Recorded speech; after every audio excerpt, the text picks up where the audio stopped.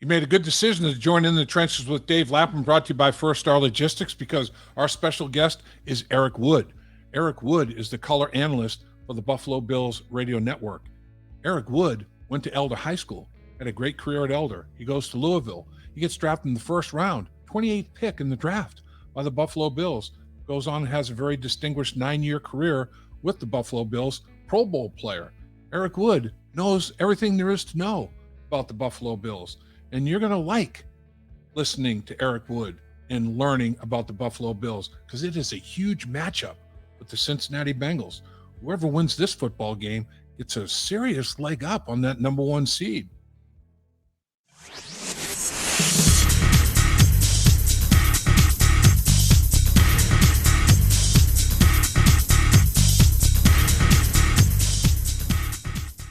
You're going to be very excited about joining In the Trenches with Dave Lapham, brought to you by First Star Logistics today from our outstanding studios, as always, because we have a guest that is outstanding, Eric Wood. This guy is a Cincinnati icon, played at Elder High School. They went something like, 24-2, I think it was, the last 2 years that this guy was at Elder High School, went to Louisville, 28th pick of the draft, first-round pick. Buffalo Bills. Eric Wood, welcome, sir. Lap, thanks for having me on, brother. And thank you very much for that intro. We were 14-1 my junior and senior year at Elder, but we didn't lose to anyone in the state of Ohio. We got beat a couple times. I joked that I followed Brian Brom after he beat us at Louisville Trinity, but I only had one scholarship offer, so it was an easy decision for me. Yeah, and you played with Brom, right? I mean, there you go, right? I mean, exactly. Yeah, that's awesome. All right, so take us back to your high school days. I mean, what was it like at Elder High School? And I know you played some tight end. And when did you transition to the offensive line? Yeah, so playing at Elder was a dream come true with me. I grew up going to games at the pit. So someday wearing the purple and white and playing in the pit on Friday nights was a dream of mine. And my junior year, I'm a backup tight end, and there was a bunch of other guys at my high school at Elder getting recruited. We had a really strong team. And some of the coaches that were around said, hey, maybe you should try and put on some weight, maybe play some offensive line. And the writing was on the wall. I was starting to get wider than I am tall. I'm 6'4". I've been about that height since I was maybe 14 or 15. And so right. I started getting wider, put on some weight, was able to get one scholarship after playing offensive line my senior year, and just fell into an incredible situation down at the University of Louisville.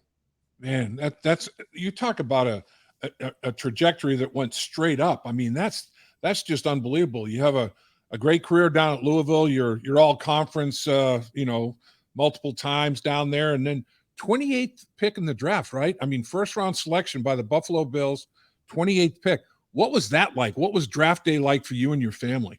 It was incredible. We watched the draft from my mom's over on the west side of Cincinnati and had family around, a few friends. And it's funny, I took a pre-draft visit to the Bengals, and I sat in there with Paul Alexander and Marvin Lewis, and they said, look, here's the deal. We have the 6th pick in the draft and the 38th pick in the draft. We don't move in the draft.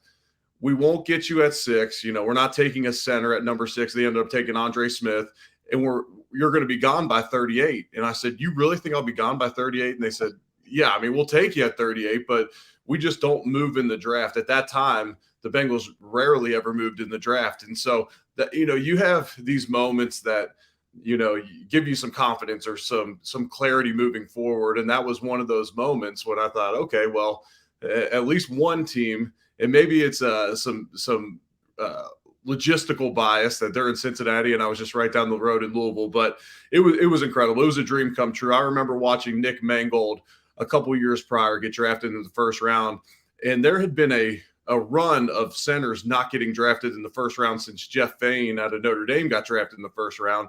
Right. And so to me, I didn't know how realistic it was. And then my year in the draft, we ended up having 2 first rounders, myself and Alex Mack to Cleveland. Yeah, that's right. Mack was drafted the exact same year. All right, so you go on to have a stellar 9-year career, Pro Bowl player, great success as a Buffalo Bill individually and collectively as a football team. What's your biggest memory? I mean, what is it about your playing days that when you reflect, hits you right in the head, right in the face first. Man, there's so many great memories. We talked about it on my podcast when you were a guest. It's the memories, the guys in the locker room that you probably remember the most and you miss the most when you're done playing. And I went from growing up rooting for the Bengals when the Bengals had the longest playoff drought in all of the NFL. Right. I then get drafted to the Bills, and the Bengals go on a streak of making the playoffs 6 years in a row, I believe. And now I'm playing in the longest playoff drought in all of professional sports. And so we didn't have a ton of success, but incredible relationship, incredible memories. And then my final year in 2017, Sean McDermott's first year, we break that playoff drought. And look, I'll never win a Super Bowl as a player, and that's okay. I'm medically disqualified from football. I'll never win a Super Bowl as a player. But the joy we felt in that locker room, watching the Bengals beat the Ravens and Andy Dalton throwing that touchdown pass to Tyler Boyd, I believe, yes, right. to send the Bills to the playoffs. And I'll say this, just because I know that there's a lot of Bengals fans tuning in. We're sitting there, and Marvin Lewis is kind of a lame duck at this point. Like the writing was on the wall that they were going to move on from Marvin, and the Bengals were not making the playoffs. But I said, look, this team, this city, this organization loves Marvin Lewis. They are going to play hard for him. He came from Baltimore. They want to send him off the right way, and they sure did. That was an unbelievable football game, and vaulted the Buffalo Bills into the playoffs. Talk about how your career ended. It was unfortunate due to the neck injury, and because you still had a lot of football left in you, but when the injury gods say it's time, it's time. Take us through how difficult that period of time in your playing career must have been. Well, it was tough because I was in year 9 playing what I thought was my best ball of my entire career. I'd signed a contract extension before the season. I was the first guy that Brandon Beane and Sean McDermott gave a contract to in Buffalo. So I felt extremely honored to be a part of what they were building moving forward. And now it looks great. But at the time, everyone thought we were tanking, but I had a lot of trust and confidence in those individuals, as well as our ownership. The Pukulas had bought the team just a couple years prior. And so I signed a contract extension with the team. I'm the only player on the team to play 100% of the snaps. We break the longest playoff drought in all of professional sports. And I find out as I'm getting my exit physical, like everybody else does, that I have a career-ending neck injury. And so to me, look, and I'm realistic about it, most guys in the NFL, 99% of the guys in the NFL don't walk away on their own terms. I get that. I just felt like it shouldn't have been that time. Not in a season where I played every single snap of the season.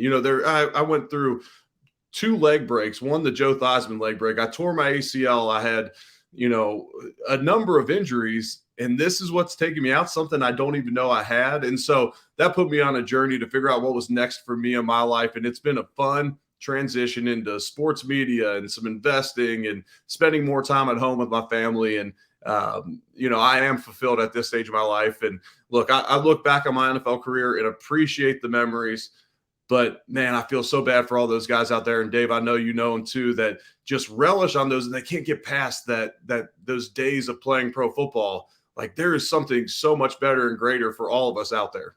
No, you're exactly right. And we talked about this last night when I was doing a podcast with you, and we have so many similarities, and almost I said you feel like a brother from another mother or something to me.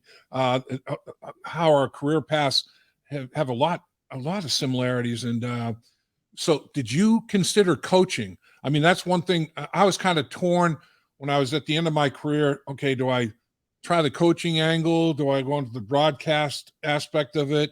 I know I want to do something to continue in the game of football, but what avenue is it going to be? What was that process like for you? If I would have not made it to the NFL, I would bet money that I would be in coaching. I would have wanted to continue to be around the game and likely in the coaching aspect. It would have been hard to go from playing college ball at Louisville and then get to a big enough platform, a big enough stage to get into broadcasting how I'd like to do it. And so I likely would have got into coaching after playing almost a decade in the NFL. To me, the stage where my family was at with a newborn, we literally found out my career was over in the delivery room as my son was about to be born. Wow. And you want to talk about a wife that gets it. I'm getting the call that's going to essentially have my football fate in its hands. And my wife says, just answer it. We both want to know. And so Wow. 50 minutes before he's born, I find out my career is over. So we have a newborn and a 2.5-year-old. And I just felt like, for me, the amount of hours, and I blame John Gruden for this. I've tried to trace back who started the 15-hour work days, and a lot of people trace it back to the Tampa Bay days with Gruden. And they win a Super Bowl getting there at 4 a.m. every day. And so then everybody around the league had to say, look, I was here for 15 hours. I was here for 17 hours. Look, we're doing all we can. And I don't truly feel like it needs to be that way. Regardless of how I feel, that's the standard that's set now in college and pro sports. And so for me, where we're at right now in life, I don't think it would make sense for me to coach. But man, being in that locker room, being around the guys, being able to pour into them, and just like yourself, you learn so much throughout your career and you want to pass that along to others. I just feel like I would be robbing my family if I did it. And I've heard you. You're outstanding. You do a great job. You're a great communicator and very intelligent, obviously, not just football IQ, but overall IQ. Very, very smart individual. But your understanding of the game is very, very evident.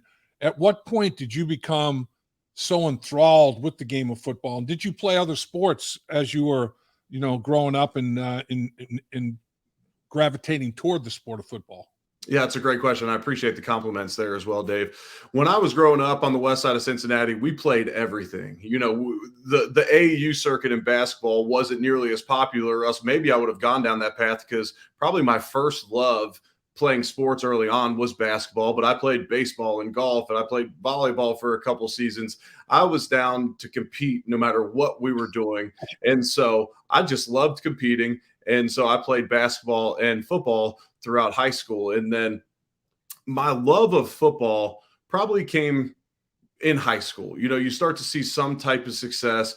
My senior year had a good amount of success. And then I fell in love with the game, the X's and O's, honestly playing for Bobby Petrino at the University of Louisville. And look, Bobby's reputation speaks for itself. He's made some questionable decisions that have tarnished his name. But as far as X's and O's and teaching the game and being able to punish defenses with the chess match of football, like, that was so fun to me. And even as I call the games now, some people will say, you get to Kansas City to call a game, Dave, and you're so high up in that stadium, but you get to see the chess pieces really unfold, as opposed to last week when we're in Chicago and you're louder with the field. And yes, you're a little bit closer to the field, but you can't see the actual schemes unfolding. And so I love the chess match of football. I love looking at a coaching staff and say, okay, this defensive coordinator came from this coaching tree, so he's probably got these blitz packages. This offensive coordinator's from the Gruden tree. He's from the Shanahan system. So this is how he's going to attack it. Let's see how this unfolds. Like, to me, that excites me, and I really love it. The physicality of football playing is great. I don't know if you're like me with those parabolic mics nowadays. We get to hear the hits in our headset, and at times I cringe, but the physicality part of it was a lot of fun as well. Yeah, and I'm like you in that, the matchups. It's like, boy, how did that team beat that team? Because they have a common opponent, and that common opponent smoked that one. But it doesn't matter. Every game is a different matchup, and they're going to have strengths and weaknesses that are totally different in the way they're utilized and how they get to them with personnel groupings, formations, all that sort of thing. I mean, I'm like you. The chess match of it is as big a energy boost as just about anything during the course of the week, and just almost thinking ahead. What would I do? I mean, in that situation, if I have situational football here, I'm in the red zone and I got to decide what I'm going to do and what I might face defensively. I'd like to go through that process just like you. It's a heck of a lot of fun.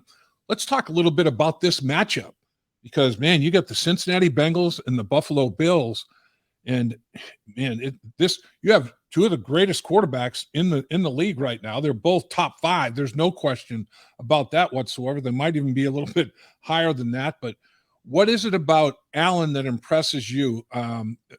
Obviously he's big, he's physical, all that sort of thing. But is there, him probably a heck of a lot better than most people do. Is there anything about his personality or the way he approaches the game of football that just says, wow? Well, I'll say this. I first met Josh Allen at the Masters in 2018. My career had just ended, and I was the center that was going to be the mentor of the first-round quarterback that they were going to draft the following year. They were setting up draft capital to take that quarterback. The Bills actually traded away the pick that became Patrick Mahomes to Kansas City, but they were loading up for the following year. 2018, they weren't quite ready to take that quarterback. So I was extended to be the mentor. Well, I'm down at the Masters, and a lot of the CAA quarterbacks, the Darnolds, the Rosens, Mayfield, and Josh Allen, all those guys are down there at the Masters. And I texted Brandon Beane, the GM of the Bills, and I just simply said, look, I didn't break anybody down on film, but if you want to know who the alpha is, the guy in the room, the 21-year-old that can command attention, it's Josh Allen. Take it for what it's worth. And that rings true still to this day. He's loved by everybody he's around, and he can command a room. He has no ego, and that's what allows him to be the type of leader he is. Now on the field, he is a hyper competitor. He is maybe the most competitive person I've ever watched perform. At times you want to pull him back. At times that leads him into a turnover here and there. At times it forces him to take big shots down the field to his body when he's taking off and running and he's hurdling defensive backs and linebackers. But the guys love playing with him because of that. And when your quarterback's willing to put his body on the line, when he's willing to put the work in, then the other guys want to do the same. And he's been so great for that city. For someone to come in and embrace the town like he has, I don't know that anyone's done that since Jim Kelly. And Jim Kelly didn't even do that right away. We were talking about the USFL. He went to the Houston. He went down to Houston because he didn't want to go to Buffalo from Miami. And then he eventually fell in love with Buffalo, still lives there to this day. But Josh Allen has fully embraced Buffalo. What he does philanthropically, giving back to the community up there is unbelievable. He's truly everything you want in a quarterback. Man, the game of football is decided on the scoreboard. You can talk yards, you can talk all kinds of things, but it's points. And we talked about this a little bit in the podcast I did with you. There are 5 teams in the NFL, when I researched it, that are in the top 10 in both scoring and points allowed. And 3 of them in the NFC, Philadelphia, Dallas, and San Francisco. The 2 teams in the AFC are the Bengals and the Buffalo Bills. And Buffalo's in the top 5. Buffalo's second in points scored, which doesn't shock you with Josh Allen, Diggs, all these. But 4th in the National Football League in points allowed. People kind of sleep on the Bills defense a little bit because there are so many star power guys, offensively. Tell us about that Buffalo Bills defense a little bit. Yeah, so this is a defense that was number 1 in the league last year statistically, but against playoff teams, they weren't getting to the quarterback consistently enough. So they bring in 5 free agent defensive linemen, including Von Miller. That's the prized one, and he's out for the year now with an ACL. But they still picked up 4 other guys. And what those guys have done from a defensive end and defensive tackle perspective is they freed up their 2 very talented linebackers in Tremaine Edmonds and Matt Milano. They have an excellent nickel cornerback in Taron Johnson that's been a 4-year starter for them. He's a physical nickel that can cover and support in the run, and it allows the Bills to play almost exclusively nickel no matter who it is. They hold Derrick Henry to 2 yards a carry in nickel defense. A lot of that's because of Taron Johnson, number 7. The casual fans of Buffalo, those who haven't watched Buffalo a whole lot, tune into number 7 when you watch the game. He's a guy that everyone can be a fan of. A 6 foot, 200-pound guy that throws his body around. Tre'Davious White, their all-pro cornerback, lost him to an ACL last year. He just came back a few weeks ago. He's still coming into his own. Across from him, they have Dane Jackson, who was a late-round pick, and he's rotating with their first-rounder from this year, Khair Elam out of Florida. Coming into the season, maybe the best safety tandem in the league in Jordan Poyer and Micah Hyde. Micah Hyde's out for the season with a neck injury. Jordan Poyer has missed 3 games this season. Sorry, he's missed, 3 games this season. The Bills lose all 3 of those. Wow. They're undefeated when Jordan Poyer is in the lineup. He is an excellent football player on the back end of that defense. So moving forward with this Bills defense, without Von Miller, can this cast of defensive linemen pressure a quarterback, pressure a Burrow with four-man rush? Because a Burrow or Mahomes, who you're eventually going to have to beat to get to the Super Bowl, you got to put pressure on those guys, or both of them will tear you apart, just like Josh Allen will if you can't get pressure on him. No question about that. Tell me about Diggs. I mean, Diggs' numbers are crazy. 101 catches, third most in the league. 1,325 yards, third most in the league. 10 touchdown receptions, tied for second most. And then there's a major drop-off. I mean, Knox, I think, is the next leading receiver at the tight end position. So, I mean, obviously, Josh Allen is looking for Diggs. Teams know Josh Allen's looking for Diggs, and still Josh Allen and Diggs get it done. Yeah, since he's come over from Minnesota, his stats have just been remarkable. He's the true number one receiver that the Bills were missing in that offense. And so, yes, Josh looks for him a lot, especially they brought back Cole Beasley now. But prior to bringing back Cole Beasley in the slot this year, their answer was going to be Jamison Crowder, the free agent they picked up from the New York Jets. He's been a productive slot receiver for a number of years. He's out for the season now with injury. And so Diggs' production became so high because if they wanted to work the slot, they'd move Diggs inside. But traditionally, he's been an outside receiver. Well, they bring back Cole Beasley now. And so he gives them more of a slot presence, just one catch in each of the last two games since he's been back. I would assume that production continues to go up.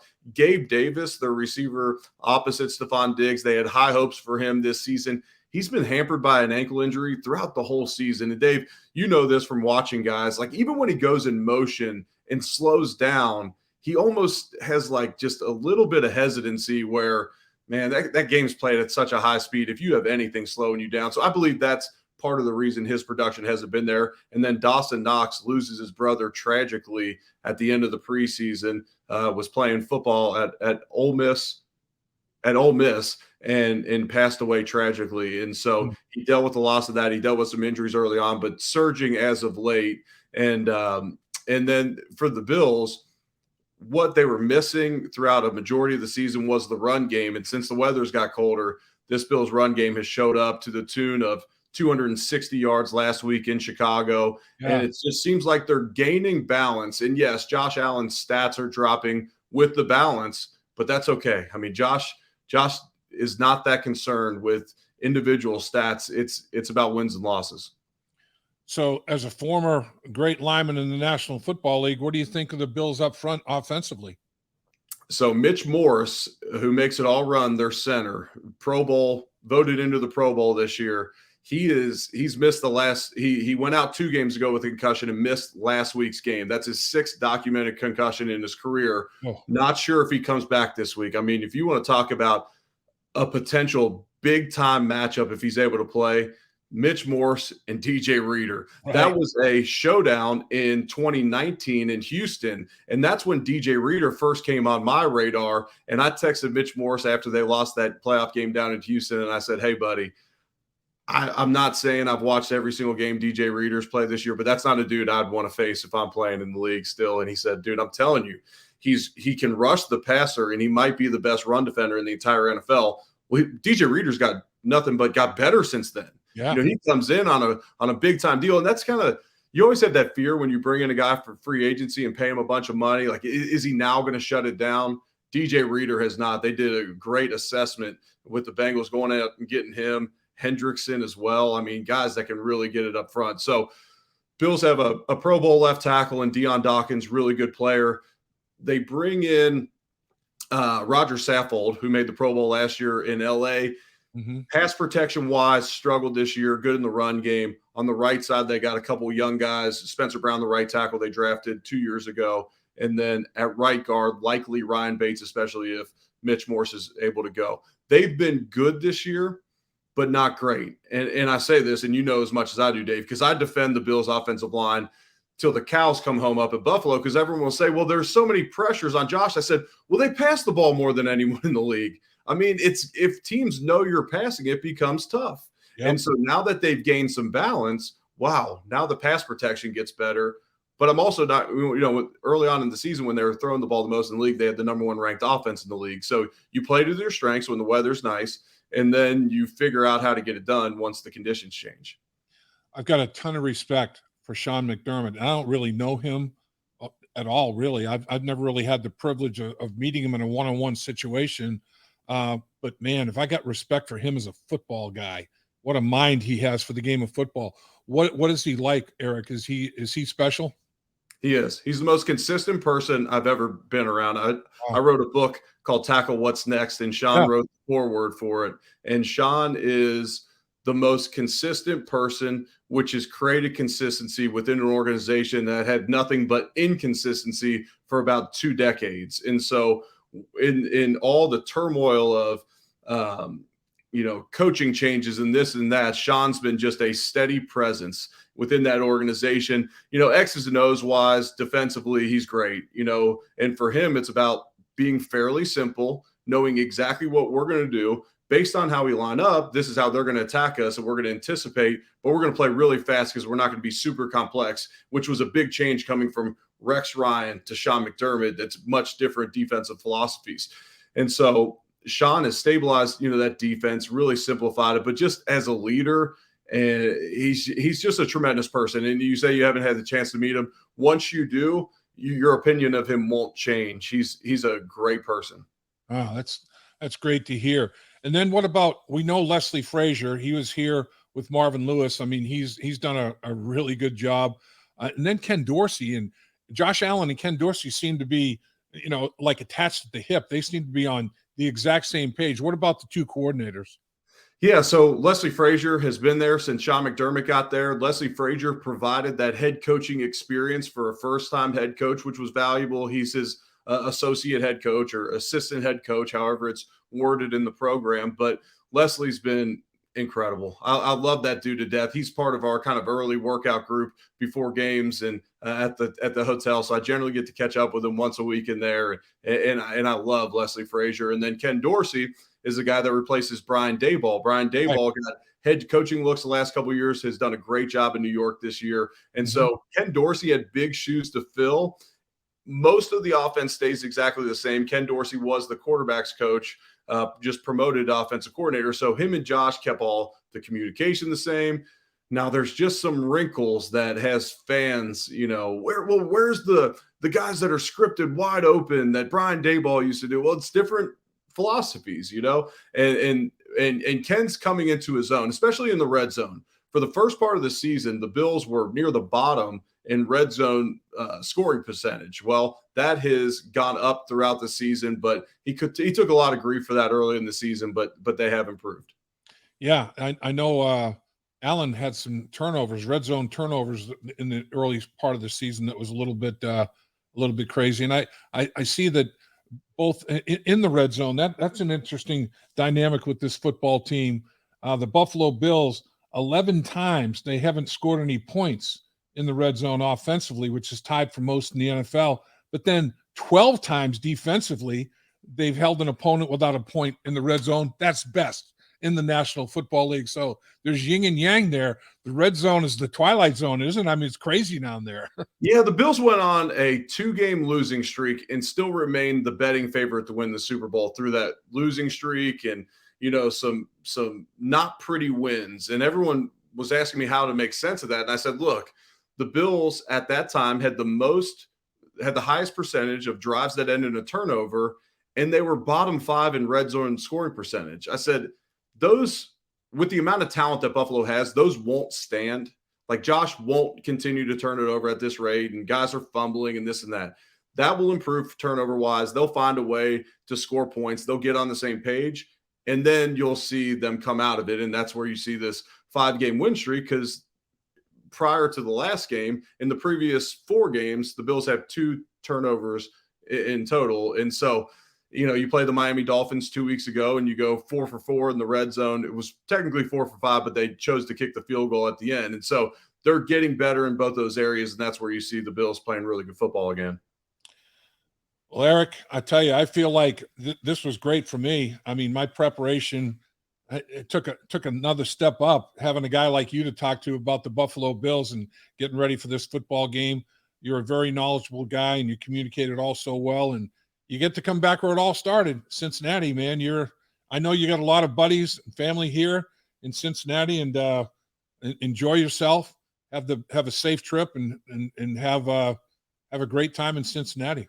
Well, I appreciate it. I'm looking forward to it. I live in Louisville, Kentucky, and commute wherever the Bills are. So this is as close as it gets to a home game for me. And I'll say this, it's going to be much cheaper this time around with the Bills going to Cincinnati than it ever was with me as a player. And I'm buying a big block of tickets. So I'm really looking forward to this one. Oh, that's awesome. I know hopefully you had the merriest Christmas you ever had, and Happy New Year to you as well, my man. Thanks. You too, Dave. At First Star Logistics, we're a very strict company that really puts the pressure on our employees.